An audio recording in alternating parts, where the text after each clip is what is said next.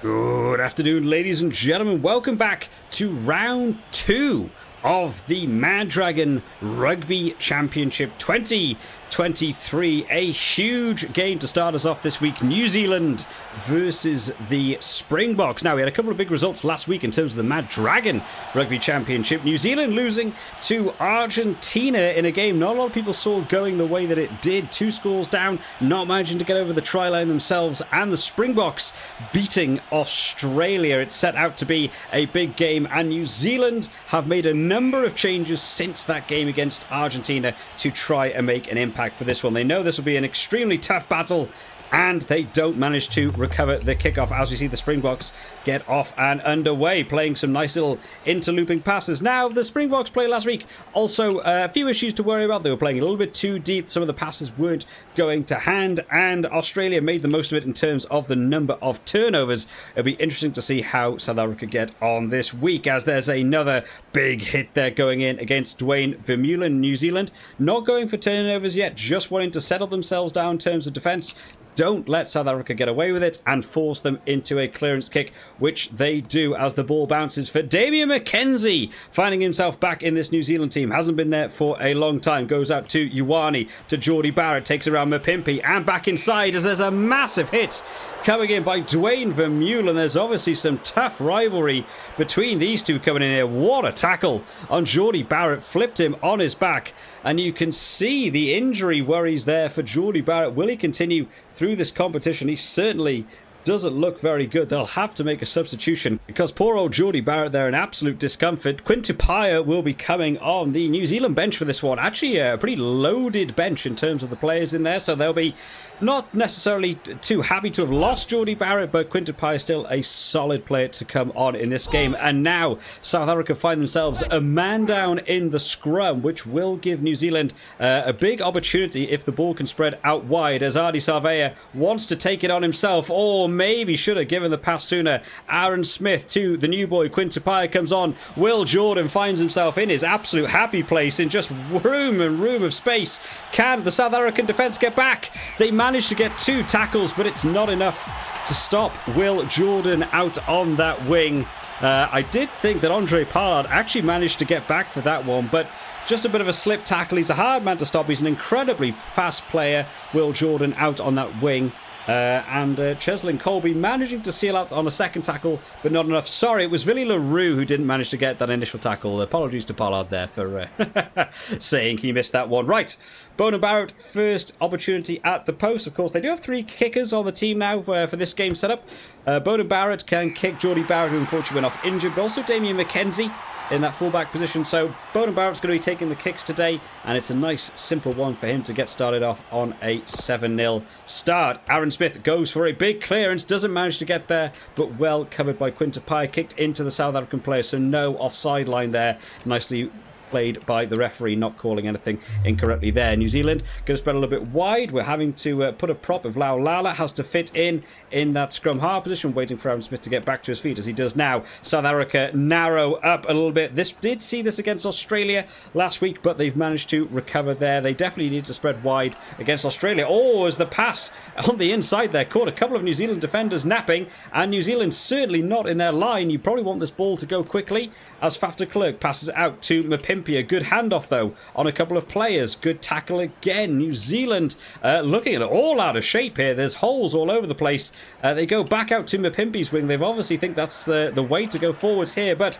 a little bit isolated maybe. Can New Zealand get the turnover? They don't. They decide to go through the forwards. I think that was Eben Etzebeth taking it on a little bit further there. Oh, as Dialende tries taking himself, not the best pass for him, not able to run onto that at full speed as Pollard gets driven back in a dominant tackle, but it may have worked for them as we see Oxen Shea out on the wing and Cheslin Colby. That's more the man you want to see out on the wing, making a bit of extra room. Faf de Klerk decides to go himself, or if it got through, maybe it works for him. New Zealand looking in all sorts of desperation as Andre Pollard takes it towards the line.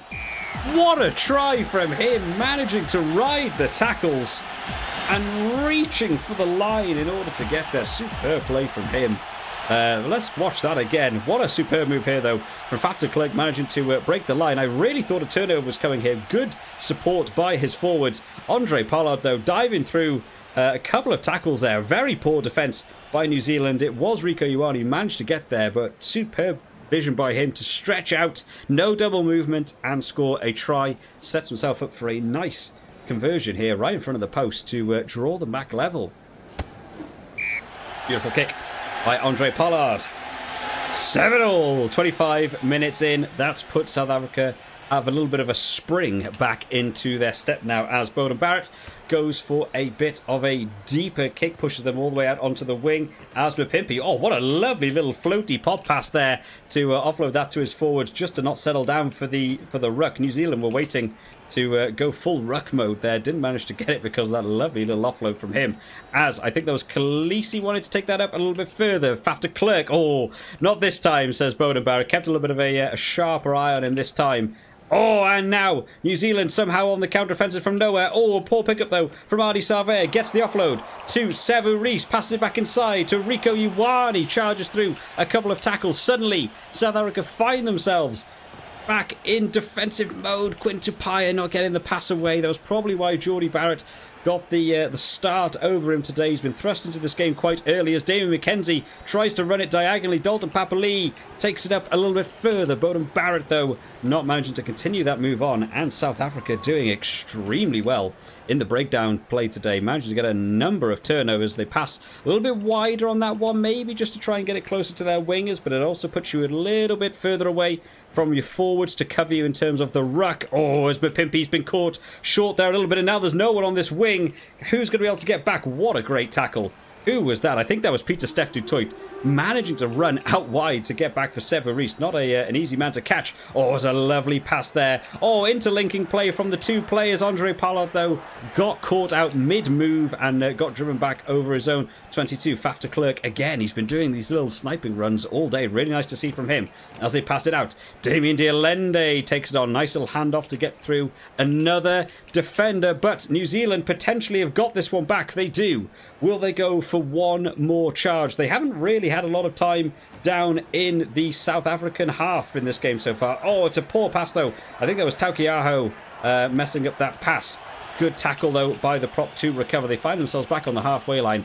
New Zealand have just looked out of position today for a lot of this game. They'll need to have some big talks at half-time about how to try and reorganise their setup here. Faf de Klerk waiting to go for the pick and go unless the maul will collapse. Goes for the pass, thought he would go himself. Good blitz, though, from Beauden Barrett to get out there as Rieko Ioane. Damien Dialende with a handoff again. Arms made of steel. Not letting anyone get a tackle in nice and easy in this one. Oh, it's a good hit, though, from Taukiaho. Making up for that earlier mistake of the loose ball when it looked like they could have been on the offence as Eben Etzebeth takes it on a little bit further. They go for the pass out wide to Mapimpi. Oh, what a superb tackle by Ardie Savea to set them up all of a sudden out of nowhere. Let's see what New Zealand can do from here. They still want to try and get another score in this game as Ardie Savea, the man who actually made that superb tackle, finds himself back on the ball. They spread it out wide as Will Jordan thinks he sees some room, manages to get through. A bit of a late tackle, though, by Cheslin Colby. The ball goes loose and tackled into touch. South Africa survive and New Zealand go in at half-time, drawing with the Springboks. What an exciting clash we've had so far, guys. We knew this one was set to be a big one today. Going in at halftime, then 7-all. Both teams having different points of this game going their own way. New Zealand started us off on the scoreboard. It really went back to a yellow card incident that happened. Jordie Barrett getting massively impacted in this game and having to go off with his injury, causing the yellow card, giving that extra man advantage to New Zealand, and they made the most of it, getting their early score on the board and converted by Beauden Barrett to take them to their 7 points. But the Springboks have bounced back from a bit of a struggling opening 20 minutes. They've been more on the offensive. The turnover situation for them has been brilliant today in terms of the breakdown. And Andre Pollard with the great vision to be able to see the room, ride a couple of tackles and reach out and score a try, as well as converting his own try. Great vision from him, drawing the Springboks level at 7-all apiece.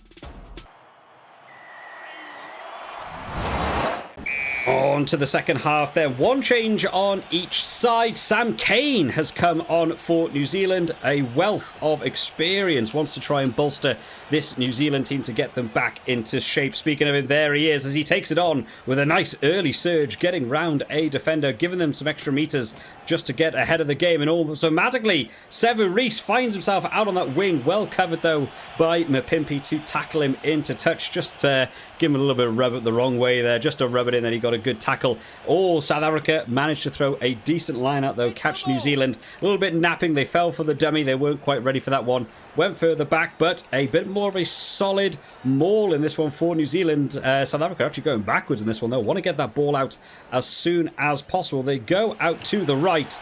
Oh, and absolutely enveloped by a swarm of black shirts. And now Rico Ioane finds himself out wide. Will Jordan, unfortunately, still outmanned. They get a decent turnover. Peter Steph du Toit just ripping the ball off of him on the ground. Great work by him. Oh, a loose pass, though, going out. Both teams a little bit scrappy as we got into the second half. They obviously both want to show their hands. They're up for this game. They want to try and make an impression. As Sam Cane there is the man who is making an impression straight off the field, but maybe not supported by his own men. Players just not really around their players running with the ball. They'll want to get a bit more support going on as Damien McKenzie runs across field. We saw this a little bit early on. Dives back inside for Moody. Gets a little offload. Oh, just a bit of a misread by the players there. Actually, they led themselves to a 3-on-1 situation, but a poor pass, poor communication between the two players sees it bounce to ground as Faf de Klerk thinks he sees a bit of room there as well. He's been looking for them all day, and a lovely little sniper run from him, and he's seen that bit of room just a little bit sooner. What could that have turned into?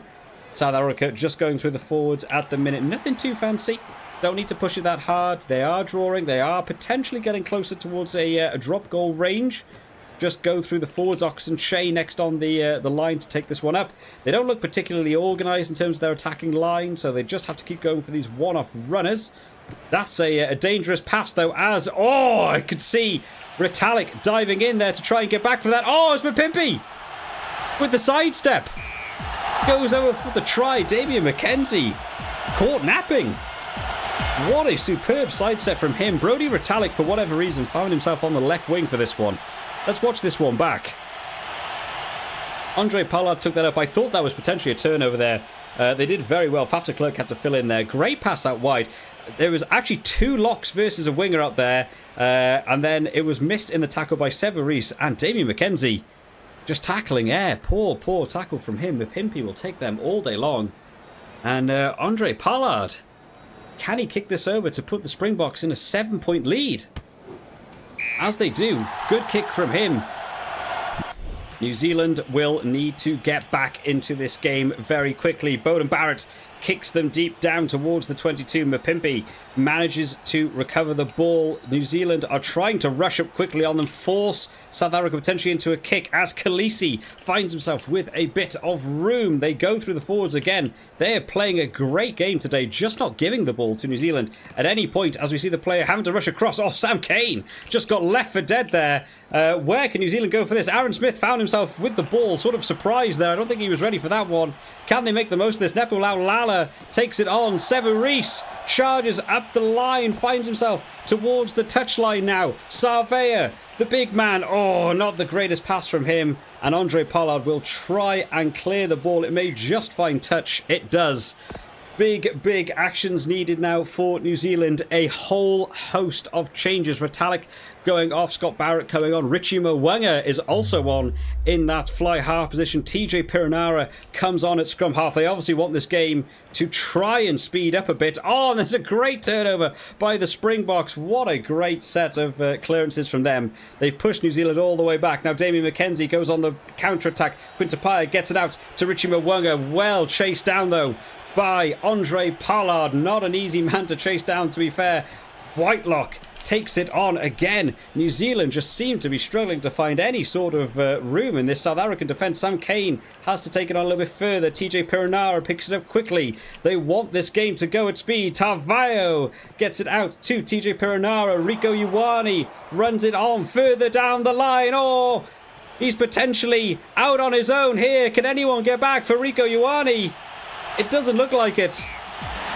New Zealand with the answer It's not a 15-man game anymore in the world of rugby. It is a 23-man game. Sometimes you need your subs to come on and make an impact. And boy, did they. What a great run from Rieko Ioane, to be fair, to get that kick around. And just found himself in no man's land. Willie le Roux, again, just not in position today. And Rieko Ioane, more than happy to take those. South Africa joining the fray now. The big boys coming onto the field. Richie Mo'unga will take over the kicking duties. Oh, it's going to be an exciting final 5 minutes. New Zealand draw it all level. 14 points apiece. Neither team will be happy with leaving with a draw from this game. And Tuea Koafi is the one who manages to come away with the ball. Will New Zealand have the final word in this game? They charge it up. A good turnover, though, by South Africa. New Zealand find themselves, rushing to defensively mode. They're well done by Sam Whitelock to pick that one up. Will Jordan thinks he sees some room down the wing. What's happened? Oh, my goodness. It's all gone wrong for South Africa. Will Jordan has just come out of nowhere to steal this game. Kicked around Willie le Roux yet again, who's just had such a poor game today. Oh, and you just can't give Will Jordan that amount of room. Absolute heartbreak for the Springboks, who've played a tremendous game. One loose pass in New Zealand's half, and they punish you for it. Richie Mo'unga sealing out this game. 2 kicks from 2 from him today. 21 points to 14. What a brutal game for South Africa. Coming back from 7-0 down, taking the lead, and really dictating the pace of the game for the majority of it. But New Zealand, you can just never count them out from coming back, being able to steal it at the end. New Zealand will be happy with that one. If you've enjoyed this one today, guys, remember to leave this video a like and subscribe to the channel to keep up to date with all the latest videos as they come up. Next one to come out, the Wallabies versus the Pumas. I'll see you all next time, guys. Bye-bye.